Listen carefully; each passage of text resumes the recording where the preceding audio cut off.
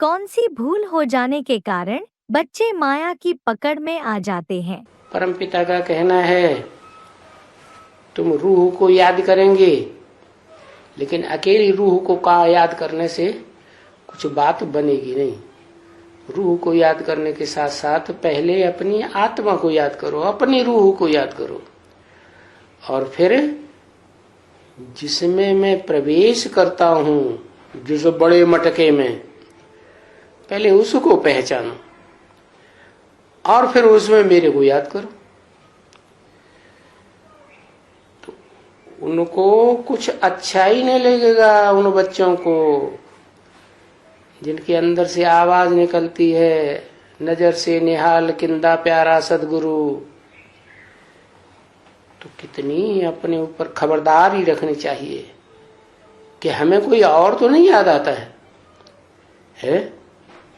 और माने supreme soul याद आए, और सुप्रीम सोल जो बड़े मटके में बैठ करके ज्ञान जल का भंडार बांटता है, वो याद आए। वो लोग गांव गांव में, शहर शहर में, गली गली में पियाऊ बैठाते हैं ना, तो पानी काय में भर के रखते हैं, बड़े बड़े मटकों में भर के रखते हैं। तो विकर्म विनाश होने के लिए क्या तरकीब बताई?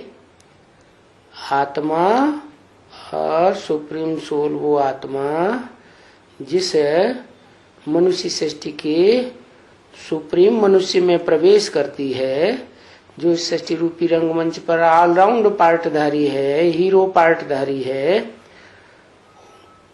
उस स्वरूप को याद करना। माने साकार में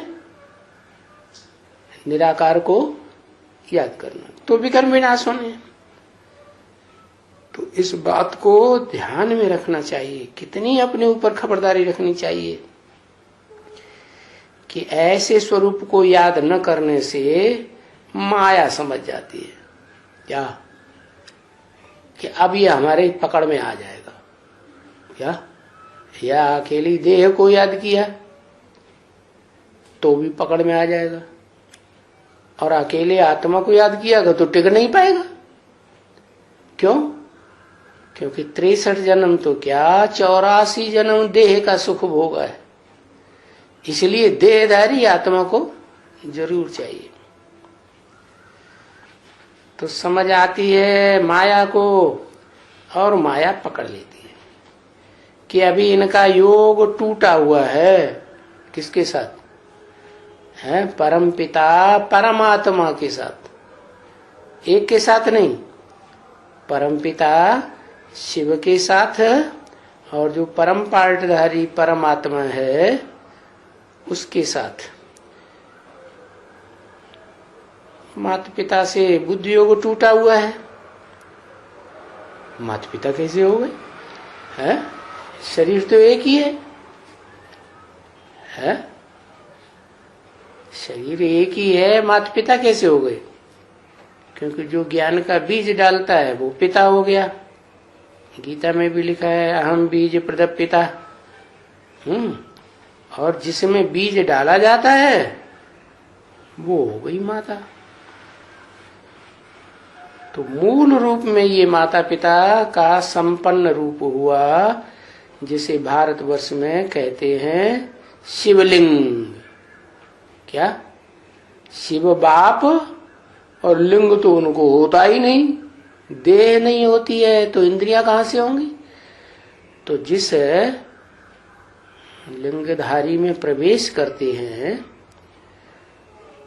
वो दोनों मिलकर के तब कहे जाते हैं माता पिता का कंबाइंड रूप, शिवलिंग।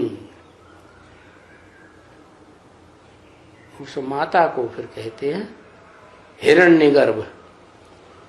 हिरण्य माने सोना, गर्भ माने जिसमें बीज डाला जाए।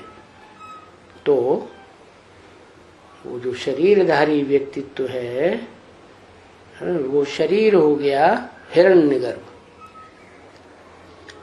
लाल लाइट का गोला दिखाते हैं ना यादगार में, सोमनाथ मंदिर में लाल लाइट के गोला पत्थर के रूप में दिखाया, लाल पत्थर, और उसमें आत्मा दिखाई गई है हीरे के रूप में। तो हीरा कोई शिव नहीं है, क्योंकि शिव हीरा थोड़े ही है, न हीरा है, न मोती है, न पन्ना है, न माणिक है।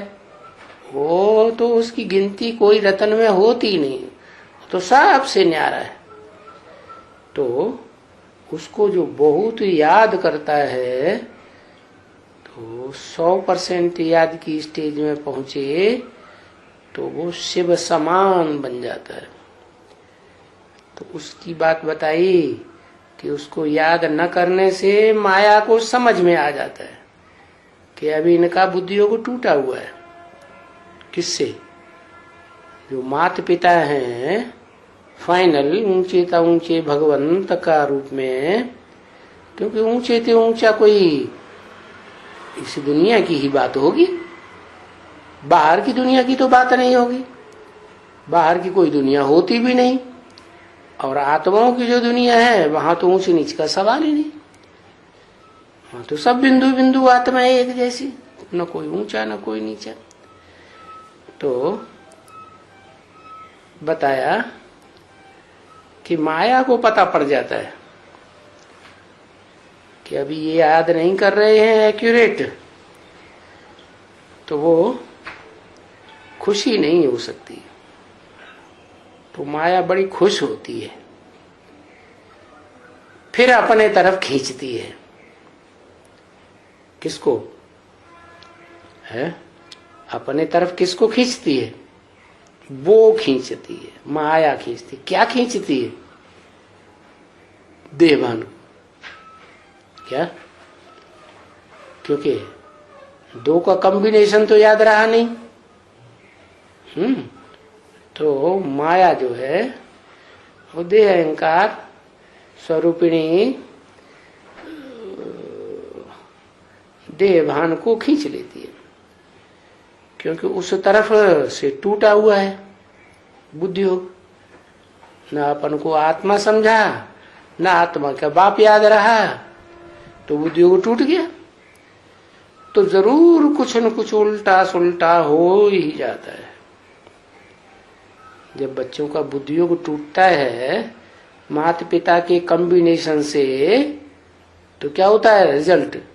कुछ न कुछ माया उल्टा सुल्टा कर देती है। क्या कर देती है उल्टा सुल्टा? है माया पहले तो गॉडरेज का ताला लगाती है। क्या? गॉड की जो किरणें हैं श्रीमत की, वो श्रीमत की किरणों हमको पकड़ने ही नहीं देती, तो बुद्धियोग ही उल्टा हो जाता है। तो जैसे बाप की निंदा कराते हैं, क्योंकि अभी बाप के सिवाय ये जो गाते आते हैं भक्ति मार्ग में, बाबा मेरा तो एक शिव बाबा दूसरा न कोई, मेरे तो एक आप फिर दूसरा न कोई, मेरे तो गिरधर गोपाल दूसरा न कोई, ऐसे भक्ति मार्ग में गाते हैं ना। तो जब दूसरा कोई नहीं है तो दूसरे को अगर याद किया तो इसका मतलब दोष लग गया ना, पाप लग गया।